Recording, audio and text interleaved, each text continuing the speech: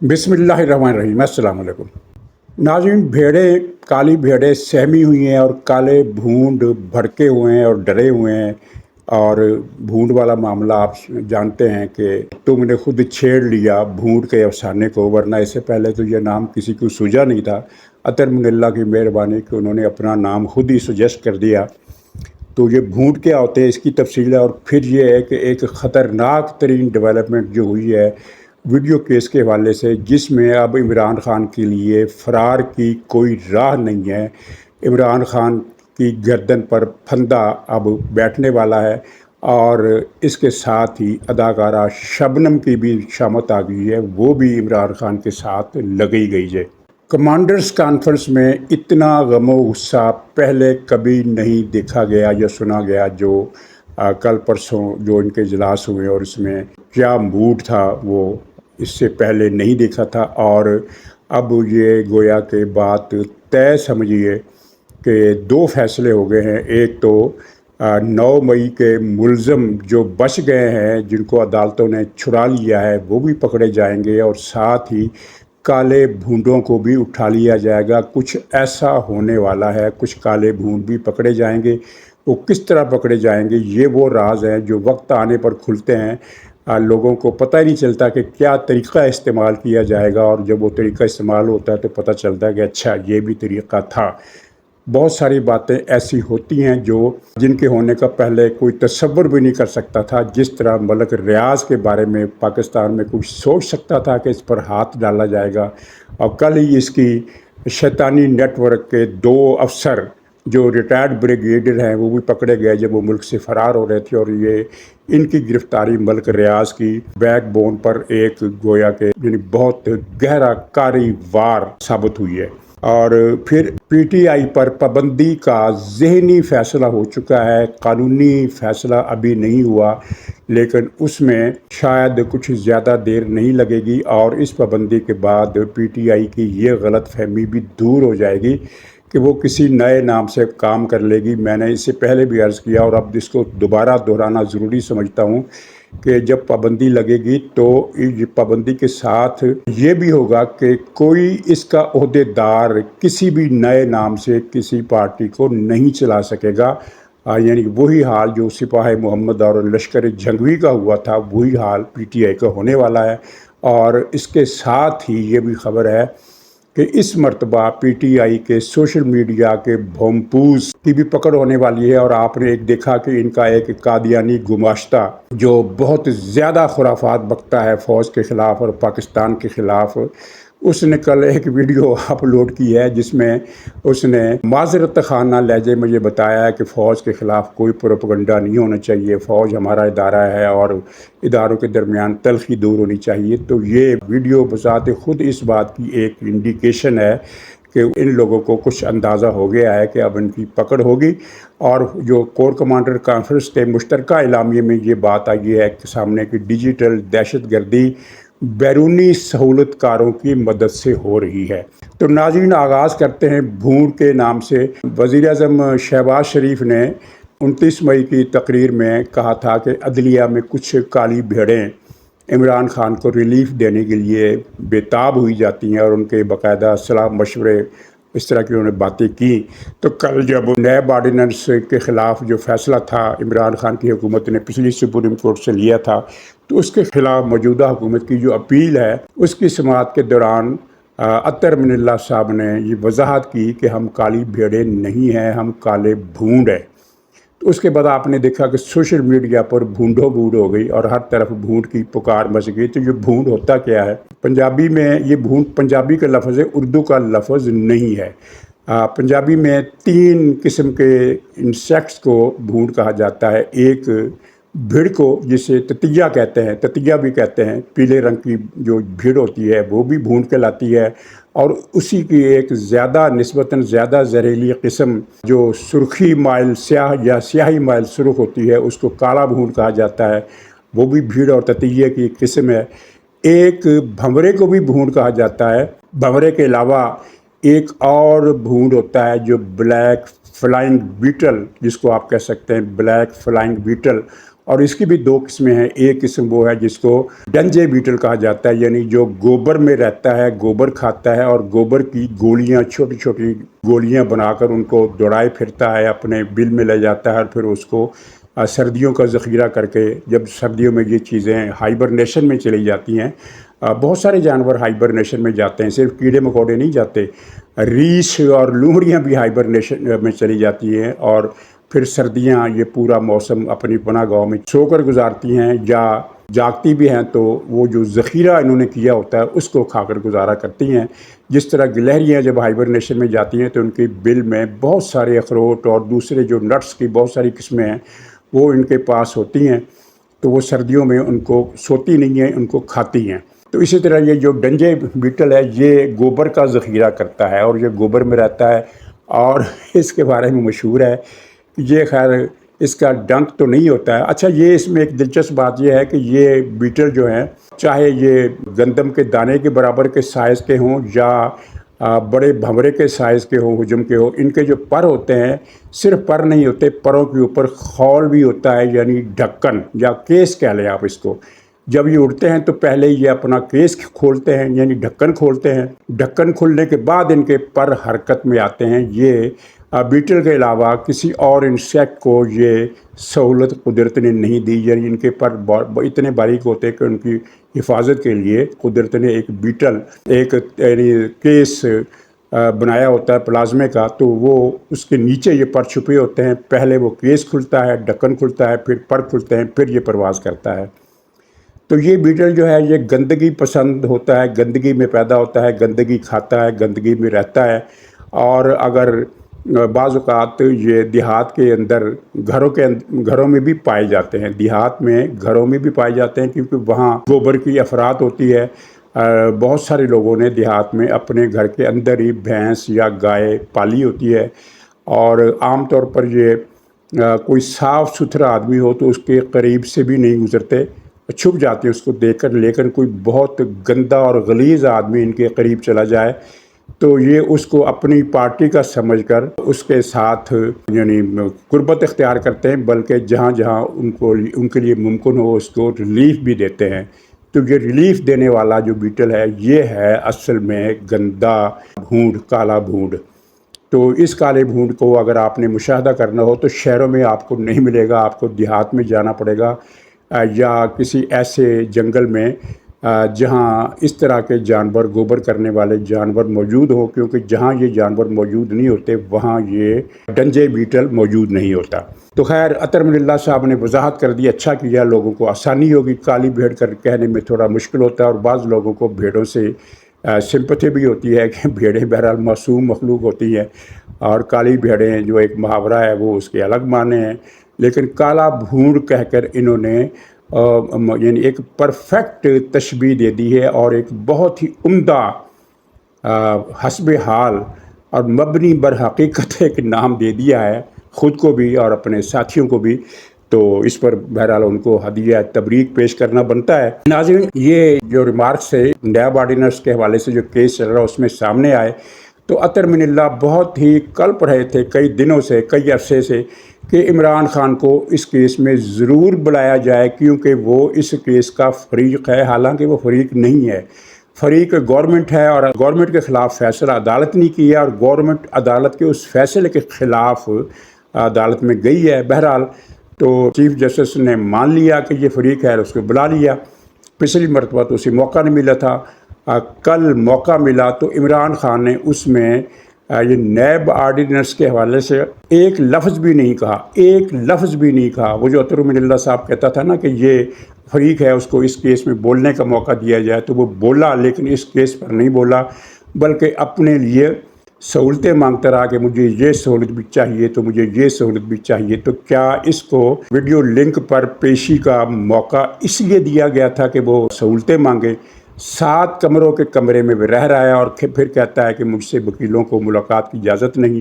حالانکہ سارا دن وکیلوں کی اور پارٹی رہنماؤں کی ملاقاتیوں کی ایک بارات اس کے ہاں آتی جاتی رہتی ہے، شام تک ملاقاتیں جاری رہتی ہیں، اور کچہری کا سامان ہے، اور یہ کہتا ہے کہ مجھے تو ڈیتھ سیل میں رکھا گیا ہے، اور خیر یہ تو ساری بکواس لوگ جانتے ہیں، سمجھتے ہیں کہ کتنا جھوٹا آدمی ہے کہ یعنی ایک ایسے تعیش قدے کو اس نے پھانسی کا وہ سیل بنا دیا ہے جس میں آدمی صحیح طریقے سے لیٹ بھی نہیں سکتا، یہ تو اس میں درنگے لگاتا پھرتا ہے، ورزش کرتا ہے، چہل قدمی کرتا ہے، واک کرتا ہے، میٹنگز کرتا ہے۔ خیر اس کو چھوڑیے، جو مدعا اصل میں جو ایک بڑی واردات اس کے ساتھ ہو گئی ہے اور اس نے خود اپنے ساتھ کی ہے، وہ اس ویڈیو کا قصہ ہے جو اس نے جاری کروائی اپنے اکاؤنٹ سے، ٹویٹر اکاؤنٹ سے، اور پھر بعد میں گوہر جان مکر گیا، اور گوہر جان کے مکرنے کے بعد عمران خان نے اس کو ڈانٹا کہ تم کیوں مکرے، یعنی کہ عمران خان نے اون کیا کہ یہ ٹویٹ میرا ہی تھا۔ لیکن اس سے فرق نہیں پڑتا، عمران خان چاہے مانے یا نہ مانے، یہ ویڈیو اس کے گلے پڑ گئی ہے۔ ایف آئی اے نے 4 افراد سے اس حوالے سے تفتیش کرنے کا فیصلہ کیا اور نوٹس جاری کر دی گئے ہیں، ان میں سر فہرست خود عمران خان ہے، اور دوسرا وہ اداکارہ شبنم کا جو بڈھا روپ ہے وہ رؤوف حسن خسروں والا، اور تیسرا ہے عمر ایوب، اور چوتھا ہے گوہر خان۔ اچھا، ان سے تفتیش ہو گئی۔ اب یہ ویڈیو جو ہے یہ اس میں پی ٹی آئی کسی بھی موقع پر یہ نہیں کہہ سکے گی پینترا بدل کر کے عمران خان کا اس اکاؤنٹ سے کوئی تعلق نہیں ہے، کیونکہ آپ کو پتہ ہے، آپ کے علم میں ہے کہ اس نے یہ ویڈیو، اس کا ایک ایک فقرہ اس نے ڈکٹیٹ کرایا ملاقاتیوں کو، اور اس کے مطابق ہی یہ ویڈیو بنی۔ اس میں کون کون سی تصویریں لگنی ہیں، کون کون سے کلپ لگنے ہیں، کون کون سے فقرے اوور لیپ کرنے، ڈب کرنے ہیں، اور اس پر وائس اوور کیا ہوگی، وہ سارا کچھ اس نے ایک ایک لفظ، یعنی الف سے لے کر یہ تک جو اس میں کلام ہے وہ اسی کا صاحب کلام کا کلام ہے، اور اس کے ثبوت موجود ہیں اداروں کے پاس، پوری ریکارڈنگ موجود ہے، اور اس سے اب خود کو الگ نہیں کر سکتا، اور یہ ویڈیو جو ہے اب اس کے گلے کا پھندا بننے والی ہے، اور معاملات میں پہلی مرتبہ نسبتاً یہ بات زیادہ یعنی خطرے یا اندیشے کے ساتھ کر رہا ہوں کہ معاملہ اس کی پھانسی کی طرف جا سکتا ہے۔ اس کو شیخ مجیب الرحمن بننے کا بہت شوق ہے، تو انجام بھی اس کا شیخ مجیب الرحمن کا ہو سکتا ہے، اور اس کے لیے فرمائش اور کوشش خود اسی نے کی ہے۔ اس میں جو دوسرا آدمی پکڑا جائے گا وہ وہی ہے اداکارہ شبنم، بڈھی اداکارہ شبنم، شولہ پور کی بائی، جس نے بڑھ کر پریس کانفرنس کی ہے، اور پاکستان کے توڑنے کا پورا بلو پرنٹ اس نے قوم کے سامنے پیش کر دیا ہے۔ پرسوں کی پریس کانفرنس وہ اتنی خطرناک تھی کہ میڈیا نے اس کو چھاپا ہی نہیں ہے، یعنی میڈیا نے وہ پریس کانفرنس کی خبر تو دی ہے، لیکن وہ اس میں چند سطریں غیر اہم قسم کی مطالبہ، سختی ہو رہی ہے، پابندی ہم پر، ہمیں دیوار سے لگایا جا رہا ہے، اس طرح کی باتیں اس میں ہیں، لیکن وہ جو بلو پرنٹ اس نے پاکستان کے خاتمے کا پیش کیا، اگر آپ چاہیں تو وہ اس کو سن لیں، وہ یہ کیا کہہ رہا ہے۔ وہ آپ کے پروونسز ہیں، گلگت بلتستان ہے اور آزاد کشمیر ہے۔ ان میں سے آزاد کشمیر ریسٹو ہے، گلگت بلتستان ریسٹو ہے، بلوچستان عرصہ دراز سے ریسٹو ہے، کے پی جو ہے وہ لٹرلی ایج کے اوپر ہے۔ تو کیا الٹیمیٹلی ہم نے پاکستان کی شکل پنجاب اور سندھ کی شکل میں دیکھنی ہے؟ وہ یہ کہہ رہا ہے کہ بلوچستان میں بھی حالات خراب ہیں، اور گلگت میں بھی خراب ہیں، اور آزاد کشمیر میں بھی خراب ہیں، اور یہ جو ہے پختونخوا کا مسئلہ وہ تو ایج پر ہے، یعنی پختونخوا تو پاکستان سے کسی بھی وقت کٹ سکتا ہے، لیکن باقی علاقے بھی پاکستان سے کٹ جائیں گے، اور پاکستان جو ہے وہ صرف سندھ اور پنجاب کی حد تک محدود ہو جائے گا۔ یہ اس کے لفظ ہیں، آپ خود سن لیجیے اس کی ویڈیو میں، یہ ساری بکواس اس نے کی ہے، اور یہ وہ خاکہ ہے جس پر پاکستان میں سب سے پہلے میں نے ویڈیوز کرنے کا سلسلہ شروع کیا، میرے علاوہ اور کسی آدمی نے اس بات کو پیش کرنے کے قابل نہیں سمجھا، یا تو وہ سمجھ رہے تھے کہ اس میں بہت مبالغہ ہے، تو یا پھر وہ ملکی مفاد کے خلاف سمجھتے تھے کہ ایسی بات نہیں کرنی چاہیے، لیکن در حقیقت ملکی مفاد اس بات میں ہوتا ہے کہ خطرے سے خبرداری کر دی جائے، اور اب یہ بات کھل کر سامنے آ گئی ہے کہ جو میں نے پچھلے سال سے یہ باتیں آپ کی خدمت میں پیش کرنے کا سلسلہ شروع کیا تھا کہ پی ٹی آئی کا حتمی منصوبہ کے پی صوبے کو، گلگت اور شمالی بلوچستان کو، اور پنڈی اسلام آباد کو، اٹک اور میاں والی کو پاکستان سے کاٹ کر ایک نیا ملک بنانے کا ہے، جس کے لیے انٹرنیشنل اسٹیبلشمنٹ کا ایک حصہ اس کے ساتھ پوری طرح تعاون کر رہا ہے، فنڈنگ بھی کر رہا ہے، مدد بھی کر رہا ہے اور اس کو وہ کنٹینٹ بھی دے رہا ہے۔ اور اب یہ بات جو ہے اداروں نے بھی تسلیم کر لی ہے، اور کل اور پرسوں جو اجلاس ہوئے اس میں اس بات پر بہت گہری تشویش ظاہر کی گئی کہ جو کچھ یہ پارٹی کرنا چاہتی ہے، اور اس میں ایک تو دو طبقے تھے نا، اس میں ایک سینئر موسٹ افسر اور دوسرے تھے جو سینئر موسٹ افسر نہیں تھے، ان میں زیادہ غیظ و غضب تھا۔ وہ تو کہہ رہے تھے کہ اب اس فتنے کو اکھاڑ پھینکنا چاہیے اور بزن بول دینا چاہیے، لیکن وہ جو سینئر موسٹ تھے انہوں نے کہا کہ ہم ہر کام طریقے اور حکمت عملی سے کریں گے، اور ایک ایک چیز، سازش کا ایک ایک ڈائمنشن زیر بحث آیا۔ اس میں میڈیا بھی، الیکٹرانک میڈیا، نیشنل مین اسٹریم میڈیا، اس پر بھی بات ہوئی، جہاں یعنی کھلے عام پچھلے دور کے رکھے ہوئے اینکر پرسن، اور خاص طور پر اس میں 4 ٹی وی چینلز کے نام بھی سامنے آئے جو اب بھارت کا بیانیہ آگے بڑھا رہے ہیں، اور ان میں ایک ٹی وی چینل وہ بھی ہے جو ہے تو نسبتاً چھوٹا، لیکن اس کا مالک مسلم لیگ کا رکن اسمبلی ہے، مسلم لیگ نون کا رکن اسمبلی ہے۔ اس میں ہائیبرڈ دور کے افسر اعلیٰ پوسٹوں پر ہیں، اور وہ پاکستان کے خلاف پروپیگنڈے میں خود کو سب سے آگے رکھنے کی کوشش کر رہا ہے۔ اس کے علاوہ ایک بیکری والوں کا چینل ہے، ایک گھی بنانے والوں کا چینل ہے، ایک کسی تعلیمی ادارے والے کا چینل ہے، تعلیمی اداروں والے کا چینل ہے، اور ایک وہ آپ کا جانا پہچانا امن کی آشا والا چینل ہے۔ اس کا کردار جو ہے اینٹی اسٹیٹ اور پرو بھارت وہ ذرا کم ہے، لیکن انتشار اور انارکی پھیلانے میں اس کا کردار سب سے آگے ہے۔ پھر باقی یہ 3 چینل ہیں، ان پر بھی بات ہوئی، اور سوشل میڈیا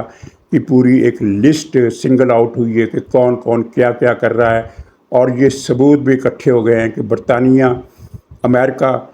کینیڈا اور آسٹریلیا اور انڈیا، ان 5 ملکوں سے پی ٹی آئی کے سوشل میڈیا کو کمک دی جا رہی ہے، فنڈنگ دی جا رہی ہے، کنٹینٹ دیا جا رہا ہے، اور اس میں لندن میں بیٹھے ہوئے، امریکہ میں بیٹھے ہوئے درجنوں افراد کے نام بھی سامنے آئے ہیں۔ تو سوشل میڈیا کے خلاف بھی ایک کریک ڈاؤن ہونے والا ہے جس کی اب تک توقع نہیں تھی۔ اور پھر یہ گندی بھیڑیں اور گندے بھونڈ، ان کا بھی بندوبست کرنے کا فیصلہ کر لیا گیا ہے۔ یہ بندوبست کیسے ہوگا مجھے بھی نہیں پتہ، اور میرا خیال ہے کسی اور جرنلسٹ کو بھی نہیں پتہ کہ کیا اسٹریٹجی ہوگی، لیکن ناظرین جب اس طرح کے فیصلے ہو جاتے ہیں تو پھر طریقے بھی نکل آیا کرتے ہیں۔ اور پھر اس کے ساتھ ہی یہ خبر بھی ہے کہ پی ٹی آئی پر پابندی کا نظری یا ذہنی فیصلہ ہو گیا ہے، اور عملی فیصلہ کس وقت ہوتا ہے شاید کوئی بہت زیادہ دور کی بات نہیں ہے، کیونکہ اب یہ بات ثابت ہو گئی ہے کہ صرف معاملہ عمران خان کا نہیں ہے، بلکہ پی ٹی آئی کے رینکس اینڈ فائل جتنے بھی لوگ ہیں وہ سب اینٹی اسٹیٹ نظریے پر کام کر رہے ہیں۔ اور ہم تو یہ بات پچھلے سال سے کر رہے ہیں کہ بھائی یہ وہ پارٹی ہے جس کے لیڈر آپ کو یاد ہوگا شاندانہ گلزار ایک عورت ہے، وہ تو بار بار یہ کہتی ہے کہ عمران خان نہیں تو پاکستان نہیں۔ آپ خود سوچئے یا کسی سے پوچھئے کہ کیا دنیا میں کوئی اور ملک ایسا ہے، کیا بھارت میں بی جے پی کے لوگ یہ کہتے ہیں کہ اگر نریندر مودی نہیں تو بھارت بھی نہیں؟ کیا امریکہ میں کسی نے یہ کہا ہے کہ اگر ٹرمپ نہیں یا بائیڈن نہیں تو پھر امریکہ بھی نہیں؟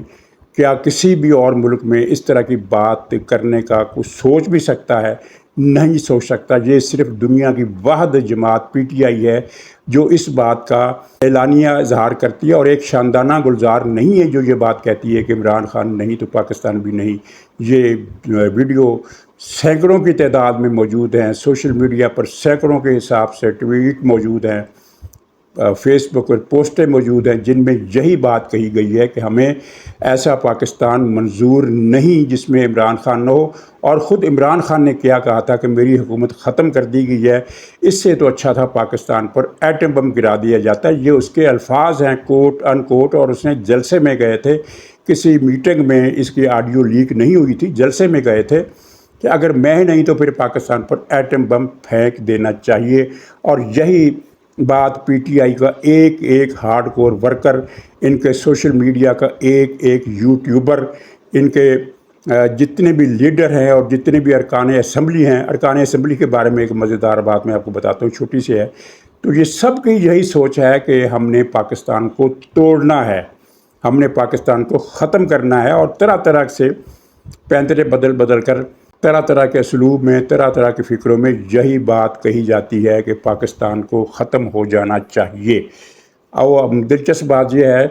کہ جب وقت آئے گا نا تو پی ٹی آئی کے